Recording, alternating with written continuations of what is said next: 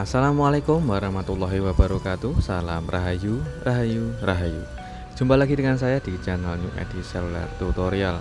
Di kesempatan kali ini saya ada servisan handphone yaitu Xiaomi Redmi Note 6 Pro. Dengan kerusakan, untuk beliau bilang saat konsultasi itu tidak ada sinyalnya, teman-teman. Oke, perhatikan di bagian ini saat saya mengetes, yaitu di bagian sinyal tidak keluar ya teman-teman. Dia sama sekali tidak ada sinyalnya. Oke, kita coba untuk cek terlebih dahulu untuk SIM yang digunakan. Ada satu SIM yaitu Telkomsel, namun sinyalnya tidak keluar. Oke, kita coba untuk setting dulu prioritas jaringan, masih saja tidak keluar sinyal. Dan kita coba untuk cek menggunakan yaitu pencarian jaringan manual. Oke, kita tunggu sebentar untuk mencari jaringan secara manual apakah keluar atau tidak, teman-teman. Oke, setelah kita tunggu beberapa menit kemudian ternyata sama sekali tidak keluar untuk jaringannya. Kita cek IMEI-nya dulu. Untuk IMEI keduanya keluar ya teman-teman. Jadi untuk IMEI aman. Kita coba untuk cek di bagian tentang ponsel. Oke. Untuk di bagian baseband untuk versi beta basisnya masih aman ya teman-teman, atau sudah ada kodenya atau tidak kosong. Jika IC baseband atau di bagian sinyal tidak keluar, kita coba untuk cek terlebih dahulu yaitu untuk membongkar infonya. Oke, kita lepas dulu untuk di bagian SIM tray dan kita bongkar untuk di bagian backdoornya. Oke, di bagian belakang harus saya hati-hati karena ada bagian fleksibel sidik jari atau fingerprint, jadi jangan terlalu cepat atau terlalu keras untuk membuka backdoornya agar fleksibelnya tidak robek, teman-teman. Oke, setelah saya bongkar kondisinya seperti ini, ternyata baterai sudah pernah diganti. Dan di bagian ini, di bagian bawah itu ada yaitu penguat sinyal ya teman-teman. Ada konektor penguat sinyal atau di bagian antenanya itu bagian bawah ada yang sedikit amblas. Yang saya tunjuk itu adalah bagian kaleng yang terdapat bagian IC RF dan juga IC basebandnya. Oke, sekarang kita coba untuk membongkar yaitu di bagian melepas penutup soket baterai.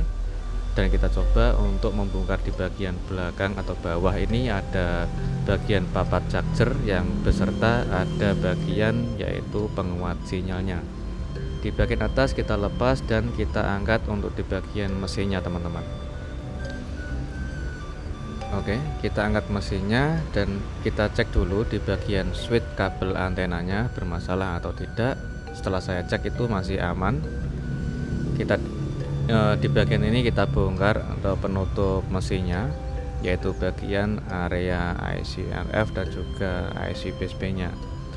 Oke, sekarang kita lepas dulu di bagian kamera depan dan juga kamera belakang.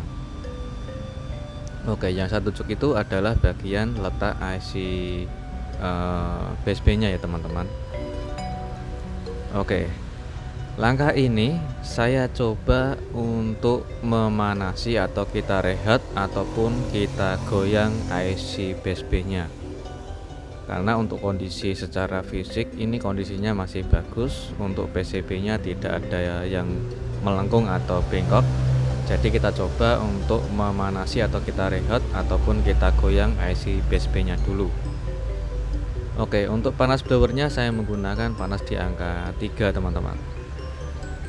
Sekarang kita tunggu untuk mesinnya hingga dingin sebentar. Dan di bagian ini ada bagian papan chargernya.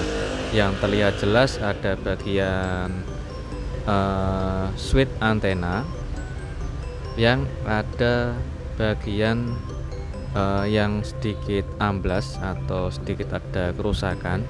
Perhatikan di bagian ini bekasnya ada bagian yang telah disolder, teman-teman. ada titik 3 switch antena atau penguat sinyalnya. Jadi kita coba untuk mengerjakan di bagian ini dulu sebelum kita merakitnya. Oke, kita siapkan fluk dan kita kasih solder atau untuk melepas di bagian kaki switch penguat sinyalnya. Kita cek dulu.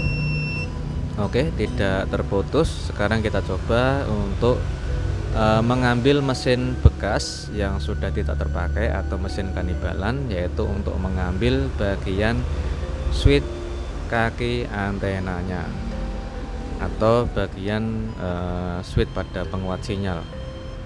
Oke, untuk di bagian ini saya menggunakan blower. Untuk blowernya saya menggunakan panas di angka 2 sampai 2,5. Oke, setelah kita pasang di bagian pojok, sekarang di bagian tengah kita coba untuk melepasnya sekalian. Kita lindungi dulu menggunakan solasi anti panas ya teman-teman, yaitu untuk melindungi di bagian mikrofon dan juga di bagian soket konektor mainboardnya. Oke, kita gunakan fluk dan kita blower untuk kita angkat dan sekaligus kita ganti dari mesin kanibalan. Oke, kita pasang dan kita presisikan ya teman-teman. Untuk panasnya jangan terlalu menggunakan blower terlalu panas. Kita gunakan blower secukupnya saja untuk panasnya di angka 2 sampai 2,5, yaitu untuk menghindari di bagian mikrofon agar tidak rusak teman-teman. Oke, setelah terpasang kita lepas untuk di bagian solasi pelindung atau solasi anti panasnya. Oke, setelah itu kita bersihkan dari sisa-sisa fluknya teman-teman.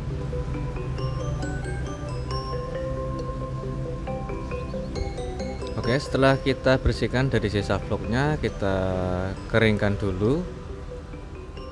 Dan proses untuk penggantian switch penguat antena sinyal di bagian papan chargernya sudah selesai. Sekarang kita coba untuk merakitnya kembali. Oke, ini alternatif untuk proses pengerjaan awal ya teman-teman, sebelum kita mengganti IC baseband dan juga mengerjakan IC RF.